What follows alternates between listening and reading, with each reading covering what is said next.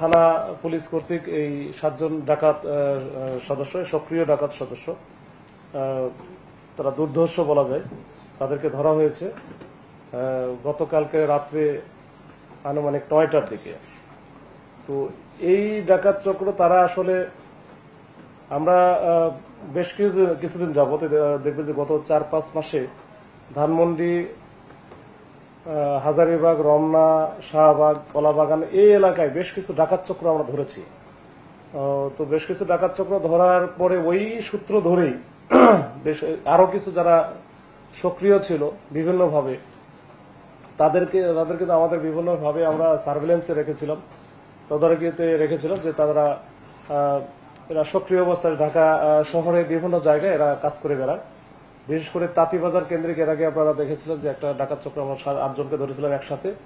তাঁতিবাজারের যে স্বর্ণ ব্যবসাকে কেন্দ্র করে ঢাকা শহরের বিভিন্ন জায়গা থেকে, ইভেন বাংলাদেশের বিভিন্ন জায়গা থেকে যারা ব্যবসায়ীরা স্বর্ণ কিনতে আসতো তাদের তথ্যগুলো তারা নিত বা এই সোর্সিং তাদের ছিল।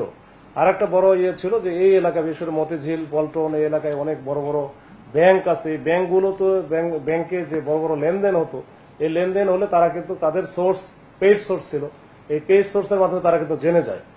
তো এই ঘটনার প্রেক্ষিতে তারা অনেকগুলো ঘটনা ঘটায় এবং আমরা বেশ কিছু, আমরা প্রায় গত 4-5 মাসে প্রায় 70-এর উপরে সক্রিয় ডাকাত সদস্য যারা রেগুলার কাজ করতো তাদেরকে কিন্তু ধরেছি।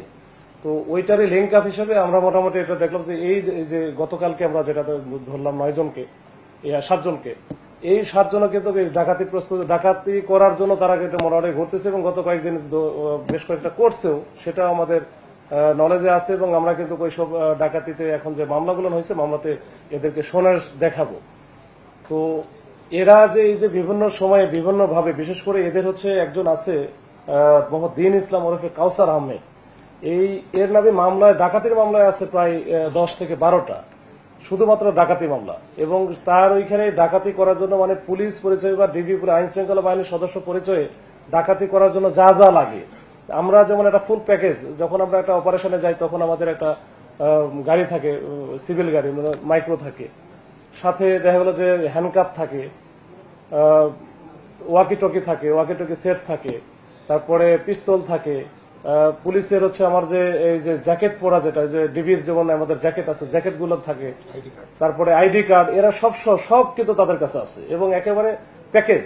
এবং যেটা সবার সামনে দেখা গেল যে আপনারা একটা জনবহুল একটা জায়গায় তার যে টার্গেট ছিল, তার টার্গেট যখন চলে আসে বা তার টার্গেটকে পায়, তখন কিন্তু ওই যে ডিবির জ্যাকেট ট্যাকেট পরে যখন পিস্তল টিস্তল সহ হ্যান্ডকাপ সহ যখন জনবহুল জায়গায় তারা ওই টার্গেট ব্যক্তিকে উঠায় নেয় বা নিতে চায়, তখন কিন্তু তারা প্রথমেই বলে যে আমার হচ্ছে মামলার আসামি অথবা ওয়ারেন্টের আসামি, এটা হচ্ছে দুর্ধর্ষ ডাকাত তমক তমক, এই বলে কিন্তু লোকজনের সামনেই কিন্তু তাকে উঠে নিয়ে যায়।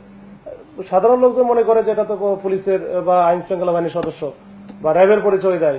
তো এই ক্ষেত্রে কিন্তু আসলে কেউ কিছু বলেও না, করারও কিছু নাই, তো সুন্দর করে নিয়ে যায়।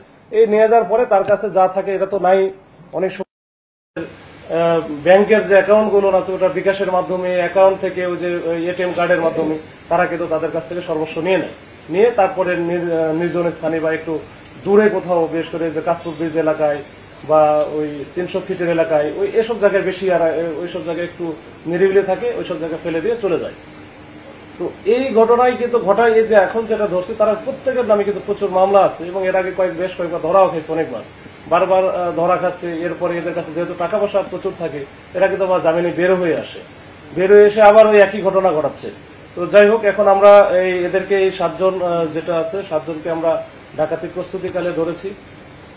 এর সাথে অন্যান্য আরো বেশ কিছু ছিল, তাদেরকে আমরা কিছু পালায় গেছে কৌশলে, আর আরো যারা আছে এরাও আমাদের সার্ভেলেন্সে আছে। আমরা আমাদের যে তথ্য প্রযুক্তি বা অন্যান্য বিজ্ঞান, অন্যান্য যে কৌশল আছে, কৌশল প্রয়োগ করে তাদেরকে আমরা ধরবো, যেন এই ঢাকা শহরে আইন শৃঙ্খলা পরিস্থিতি ভালো থাকে। তখন এরা যদি বাইরে থাকে তাহলে এই প্রতিদিন কোনো না কোনো ঘটনাটা ঘটাবেই এবং এরা ওইটার জন্যই মোটামুটি খুবই পটু যে কিভাবে কি করতে হয়। এবং এদের সাথে আইন শৃঙ্খলা বাহিনীর আমরা দেখেছি যারা সাবেক সদস্য, তারাও কিন্তু এর সাথে জড়িত আছে।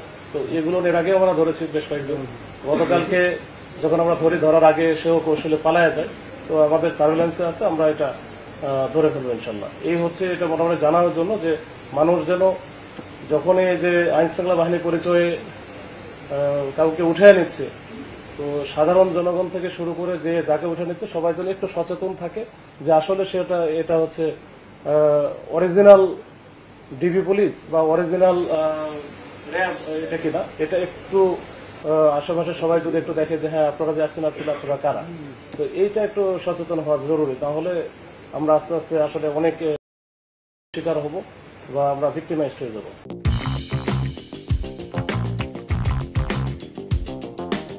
অনেকেই আমরা যে ইতিপূর্বে যেগুলো ধরছি তার মধ্যেও ছিল এই ঘটনা যারা ধরলাম এখানেও আছে।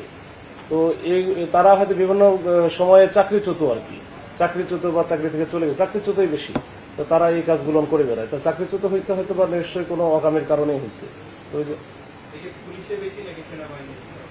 সব সব মানে আমরা তো এর আগে মানে সব আইন শৃঙ্খলা বাহিনী যেটা বলতে যে বোঝায় এটা ম্যাক্সিমামই কিন্তু প্রত্যেকটা বাহিনী থেকেই আছে। কৌশল হচ্ছে সোর্সিং, তাদের সোর্স আছে প্রচুর, মানে পেইড সোর্স বলতে তারা যে ডাকাতি করলো বা তারা সাকসেসফুলি কোনো অপারেশন যখন করে, তো ওইখানে যে টাকাটার ভাগ হয় এটা কিন্তু ওই সোর্সও কিন্তু হচ্ছে ওরারও বেশি পায়। মানে যে সোর্সিং করতেছে সে কিন্তু টাকা বেশি পায়। এরা যদি 1 লাখ করে পায় সে দেখলো 1.5 লাখ টাকা পাচ্ছে। মানে ওইটা ওদের ওইটা জানা আছে এবং ওইটা কিন্তু ওদের বিভিন্ন জায়গায় এটা নিয়োগ দেওয়া আছে। ইভেন ব্যাংকেও দেখবেন যে অনেকেই আছে যে আমরা অনেক সময় দেখেছি যে ব্যাংকের ভিতর দেখবেন যে এমনি ঘুরতেছে, বসে আছে, ঘুরতেছে বা ওই যে কাজ করার ভান করতেছে বা টাকা তোলার ভান করতেছে, আসলে সে টাকাও তুলতেছে না, কোনো কিছু করতেছে না, কিন্তু ওইখানে আছে তার কাজটাই হচ্ছে যখন বড় অ্যামাউন্টের কেউ আসলো নিয়ে যাচ্ছে, যদি দেখে যে একটু ভালরেবল অনেক সময় যে বয়স্ক লোক থাকে, অনেকে আবার একা একই আসে, ওই সব জায়গা টার্গেট করে বেশি এরা। না, রানিং অফিসারদের সাথে লিয়াজও ওই রকম নাই। এরা তো মানে ওরা হয়েছে কি, এরা সব ক্ষেত্রে যে আইন শৃঙ্খলা বাহিনীর সদস্য হবে, সদস্য থাকবে না, এটা অনেক সময় যেমন এদের মধ্যে যে দিন ইসলাম ওরফে কাউসার আহমেদ আছে, ওর হচ্ছে পুলিশের আইডিয়াটা বানায় নিচ্ছে, সে হচ্ছে ইন্সপেক্টর তার বিপি নাম্বার থেকে শুরু করে সুন্দর করে একেবারে ওটা দেখলে বোঝাও যাবে না। সে মোটামুটি এর আগে বেশ কয়েকবার ধরাও খাইছে, তার নামে ডাকাতি মামলা আছে 10টা। এটা আমরা শুধু আমাদের সিডিএমএস সার্চ দিয়ে পাইছি, তার মানে বাইরে অনেক আরো কিছু থাকতে পারে। তো এর আগে তো একেবারে চেহারাটা এরা সুন্দর, লম্বা টম্বা আছে, দেখলে বোঝা যাবে না যে সে হচ্ছে পুলিশ বা অন্য কেউ না, মনে হবে যে আইন শৃঙ্খলা বাহিনীর সদস্য হতে পারে। আসলে বুঝবো কিভাবে, এটা আসলে বোঝাটা মুশকিল। মানে এটা আমার ক্ষেত্রেও হতে পারে, আমি সিভিলে যাচ্ছি, আমার কাছে আসা হুট করে আসা বলবে যে আপনার ওয়ারেন্ট আছে, অমুক আছে, তোমার কাছে। এখন সাধারণ লোকজন তো বোঝে না এটা। আশেপাশে যারা থাকে তারা যদি একটু প্রোটেস্ট করে, ঠিক আছে ভাই দেখি আপনি আইন শৃঙ্খলা বাহিনীর সদস্য, র্যাবের সদস্য, ডিবির সদস্য, আপনার একটু ইয়েটা দেখেন কোন জায়গা থেকে আসছে, বা সবাই যদি একটু যদি জনবহুল এলাকা যেটা, আর যদি একটু নিরিবিলি এলাকা থেকে তুলে নিয়ে গেলে তো আসলে কিছু করার থাকে না।